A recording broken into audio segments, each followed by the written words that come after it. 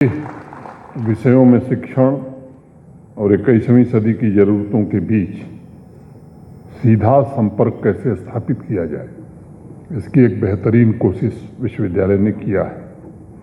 मित्रों, ये भी सच है कि आज की तारीख में ये संभव नहीं है कि 2023 के बैच के जो विद्यार्थी पढ़ रहे, 2023 के बैच में जो कुछ पढ़ाया जा रहा था बच्चों को, 2024 के बैच को भी वही पढ़ाया जाए। और साल दर साल क्लास हो या सिलेबस हो, को सीधी लकीर की तरह देखने का समय मुझे लग रहा है कि लुप्त हो रहा है। अब समय ऐसा आ रहा है कि आप सबको, मैंने टीचर्स को, निरंतर अपने आप को रीइन्वेंट करना होगा। और अगर ऐसा हम नहीं करें तो मुझे लगता है हम रिलेवेंट हो जाएंगे। अभी आदरणीय डॉक्टर दिनेश सिंह जी ने बहुत ही अच्छे ढंग से इस कार्यक्रम के आयोजन के उद्देश्य और इस कार्यक्रम से क्या हम प्राप्त कर सकते हैं, इसके बारे में विस्तार से आपको बताया है। स्टूडेंट्स को सिलेबस से संबंधित ज्ञान नहीं चाहिए केवल। किसी स्टूडेंट के पास लगभग 64 GB स्टोरेज का मोबाइल फ़ोन अधिकांश के पास आज उपलब्ध है। 1200 किताबें, आधे घंटे की अवधि वाले 800 वीडियो, 2000 जर्नल्स एक साथ हो उसमें स्टोर कर सकता है। उस विद्यार्थी के पास सूचना की, इंफॉर्मेशन की कोई कमी नहीं है। वो आपके पास कॉलेज कैंपस में इसलिए नहीं आ रहा है कि आप उसे सूचना दें, वो इसलिए आ रहा है कि टीचर्स उस विद्यार्थी के अंदर सृजनात्मकता, क्रिएटिविटी को और इग्नाइट करें, ताकि टीचर्स उसकी चेतना को, इसलिए आपके पास आ रहा है कि आपके द्वारा उसकी चेतना को सरल, सहज और स्वतंत्र बनाया जा सके। इस बात का जरूर ध्यान रखना होगा कि सिर्फ किताबों के माध्यम से अगर विद्यार्थियों के ज्ञान में वृद्धि करने का प्रयास किया जाएगा तो राष्ट्रीय शिक्षा नीति के साथ हम कदम से कदम मिलाने में कहीं न कहीं चूक रहे हैं। ये बात हमें ध्यान में रखनी होगी। है कि स्टूडेंट्स की क्यूरियोसिटी को और कैसे आप इग्नाइट कर सकते हैं, उसे ऐसे प्रॉब्लम्स और गोल्स कैसे दे सकते हैं जो सीधे सीधे आग में घी डालने का काम करें। यानी विद्यार्थी के मस्तिष्क में कुछ नया खोजने, डिस्कवर करने की आग कैंपस से निकलने के बाद केवल बनी नहीं रहनी चाहिए, और तेज कैसे हो सकती है। सच पूछिए तो ऐसे स्टूडेंट्स की तलाश में आज देश है। मैं व्यक्तिगत रूप से भी हूँ, जो तर्क और तथ्य के साथ अपने टीचर्स के सिद्धांतों के बिल्कुल विपरीत खड़ा हो सके। इस बात का जरूर ध्यान रखना होगा कि वो बात तर्क और तथ्य के साथ कहे। सिर्फ सहमत न होने के लिए कुतर्क का सहारा अगर विद्यार्थी लेगा, उससे क्रिएटिविटी का जन्म नहीं होता है। वह सृजन नहीं बल्कि चयोस का माध्यम होगा। इसलिए मेरा अनुरोध होगा कि प्राचीन काल की गुरुकुल परंपरा के अनुसार स्टूडेंट्स में वो टैलेंट पैदा हो, उसके द्वारा सत्य के रूप में साहस पैदा हो, ताकि वो अपने गुरुजनों से असहमत हो सके, अपने नए सिद्धांत, नई युक्ति उनके सामने साहसपूर्वक रख सके। मुझे लगता है किसी भी खोज का मूल आधार जो मौजूद है, उससे असहमत होना ये स्वाभाविक है। उस पर संदेह करना है।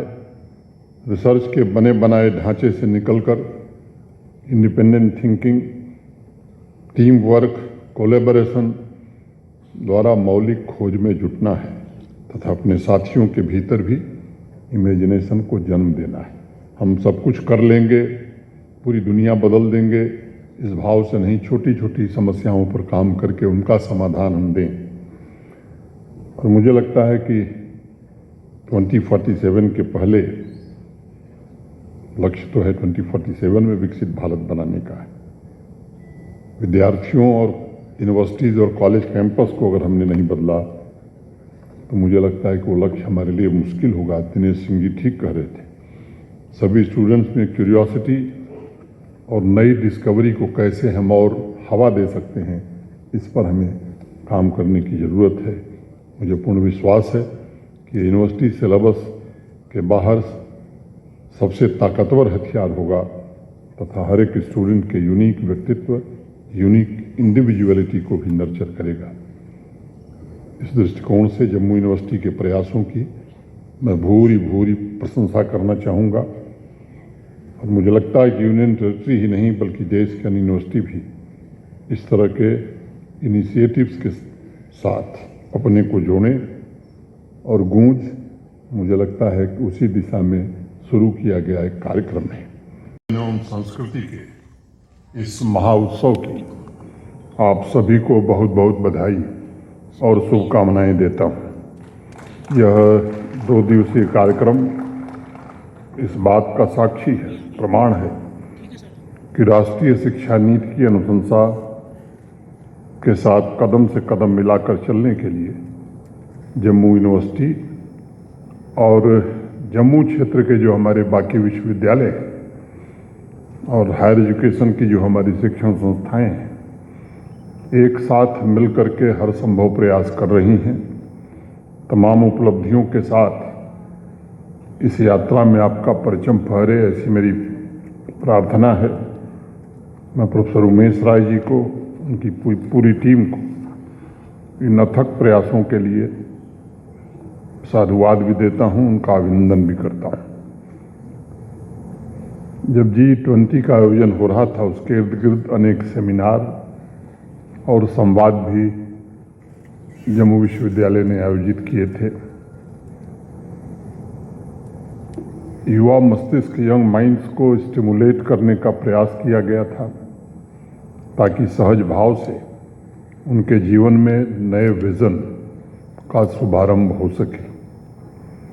नेशनल एजुकेशन पॉलिसी को लेकर अनेक कार्यक्रम आयोजित हुए हैं जिनका उद्देश्य शिक्षा और तेजी से बदल रहे समय के बीच सामंजस्य बैठाना है। अभी पिछले हफ्ते ही एकेडमिक लीडरशिप की कैपेसिटी बिल्डिंग के लिए सभी कॉलेजों को इकट्ठा करके एक वर्कशॉप भी आयोजित की गई थी। कुल मिलाकर अगर देखा जाए तो G20 संवाद से लेकर design your degree, college on wheels, अनेक ऐसे इनिशिएटिव जम्मू यूनिवर्सिटी ने लिए हैं जो निश्चित रूप से अत्यंत ही सराहनीय पहल के नाते जानी जाएगी। तो उसमें पढ़ने को हम सबको मिलेगा। उनके हॉरिजन को, उनके वर्ल्ड व्यू को कैसे एक्सपेंड किया होगा इस कॉलेज ऑन व्हील्स ने, ये खुद कल्पना आप कर सकते हैं। भिन्न भाषा, संस्कृति, रहन सहन, इसकी फर्स्ट हैंड इंफॉर्मेशन उनको मिली होगी। और मुझे लगता है कि यात्रा के पश्चात जब इंसान घर लौटता है तो वो इंसान नहीं रह जाता जो हफ्ते 10 दिन महीने पहले घर से निकला था। वह अब एक परिवर्तित इंसान हो जाता है। उसके पास विभिन्न जगहों की अपनी स्मृतियाँ होती हैं, प्रकृति, संस्कृति और आतिथ्य की अपार संपदा होती है।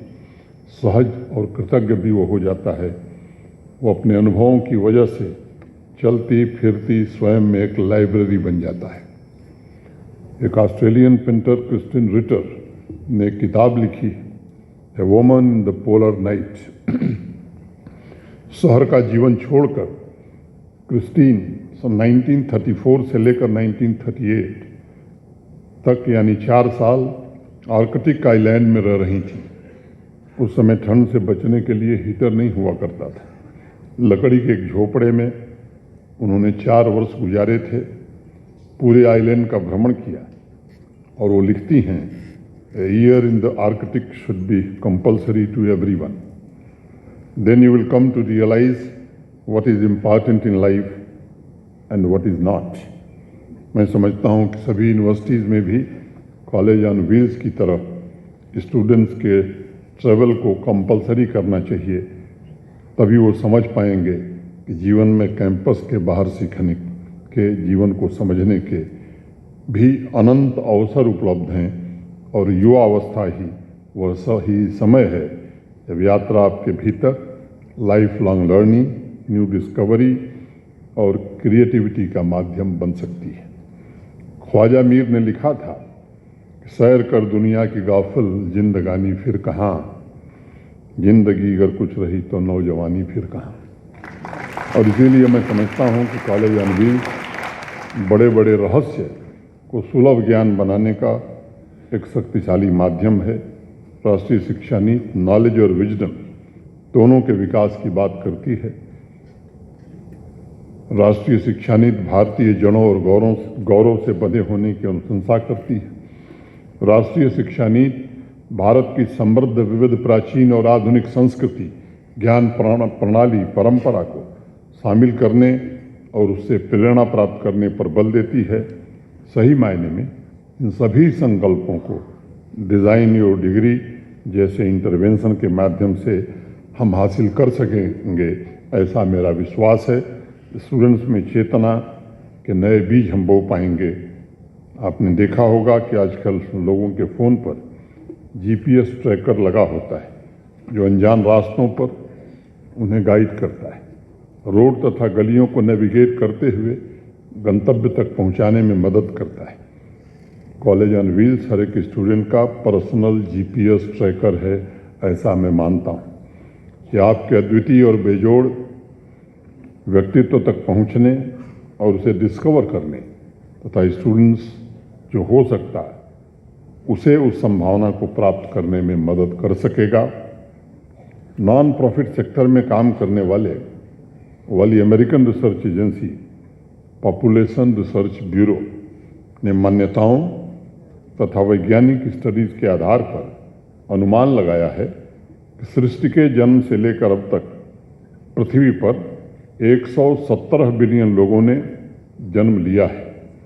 और सबसे मज़ेदार बात यह है कि हर एक व्यक्ति अपने में यूनिक पैदा हुआ है, एक समान नहीं है।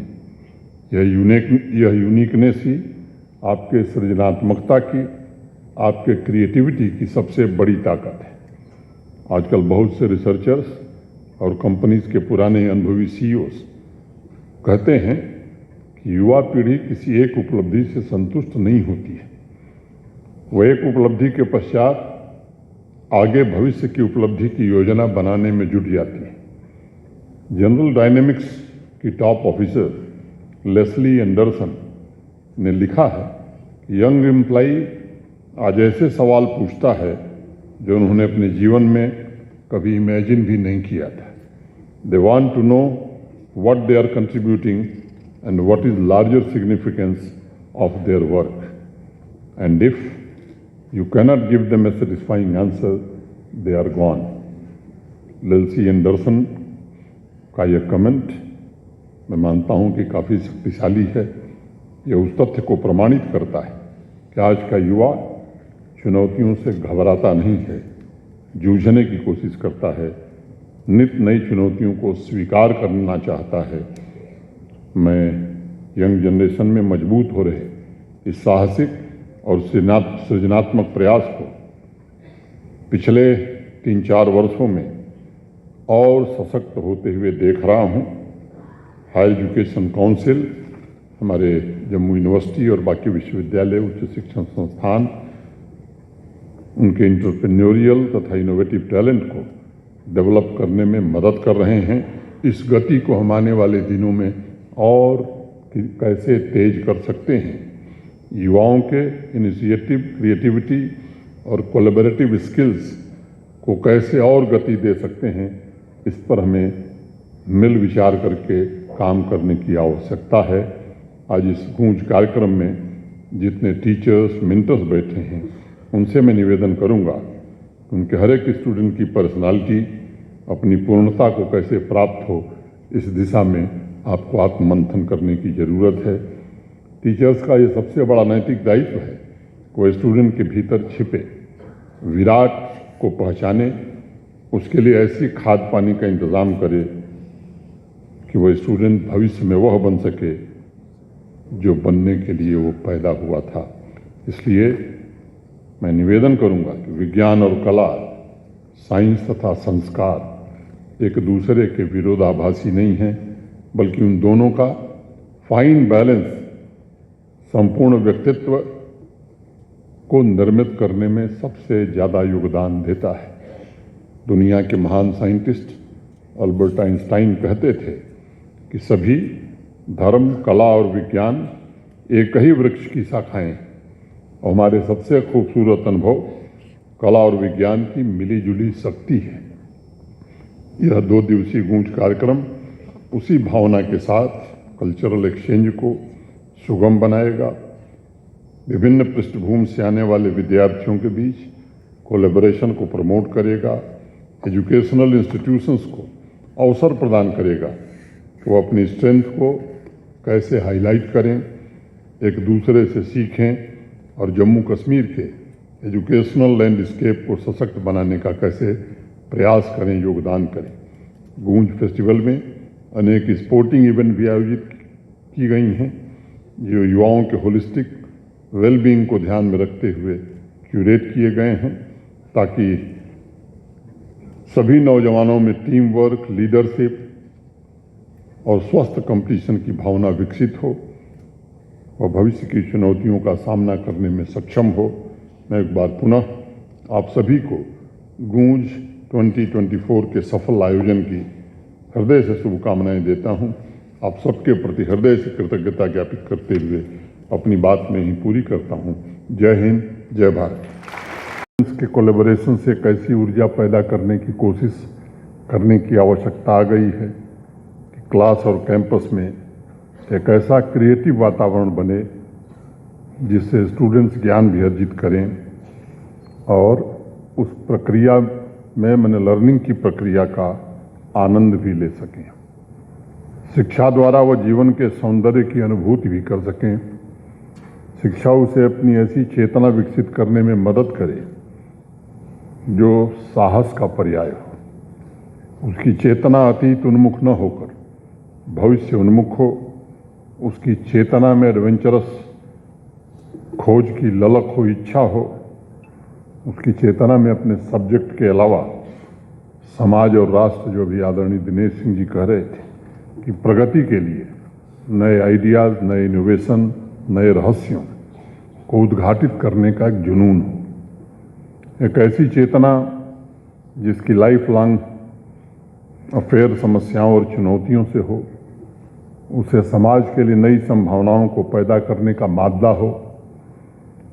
राष्ट्रीय शिक्षा नीति के साथ कदम से कदम मिलाकर चलने का तात्पर्य यही है कि हम सिर्फ इंफॉर्मेशन और विचारों का स्टोर न करें, बल्कि समाज निर्माण, राष्ट्र निर्माण में उसका इस्तेमाल करने के लिए समुचित अवसर पैदा करें। खास तौर से मैंने बराबर ये मेंटेन किया है कि in the 21st century ideas will be the new wealth of the nations. The role of universities and college campus will expand further. They will no longer be seen as an academic institution. They will be known as the base to create young minds who will change the world. University campus will become famous for collaboration and inspiring creativity for change makers. हमारे सामने समस्या ये नहीं है कि कितने विद्यार्थी degree ले रहे हैं, कितने विद्यार्थी पास हो रहे हैं। हमारी सबसे बड़ी चुनौती ये है कि जिन विद्यार्थियों को हम डिग्री देकर कैंपस से बाहर निकाल रहे हैं, उनके मन में क्यूरियोसिटी है या नहीं है। उनके मन में संदेह पैदा होता है, प्रश्न पूछने की आदत ख़त्म तो नहीं कर रहे हैं। अगर स्टूडेंट अपनी शिक्षा से संतुष्ट होकर निकल रहा है तो मुझे लगता है कि टीचर और कॉलेज ने अपना काम सही ढंग से नहीं किया है। कुछ लोगों को अटपटा लग रहा होगा कि मैं ठीक बात नहीं कर रहा हूँ, उल्टा भी लग रहा होगा। टीचर तो चाहता है कि स्टूडेंट के भीतर जितनी जिज्ञासा, जितने सवाल हैं, उन सभी का समाधान अपने कॉलेज या यूनिवर्सिटी में ही कर दें। क्लास के सभी स्टूडेंट्स बिल्कुल संतुष्ट होकर जाएं, जो सीखना था सब सीख लिया, ऐसा भाव लेकर के जाए। तेजी से बदल रहे भविष्य में टीचर्स की मैं समझता हूं कि ये भूल होगी।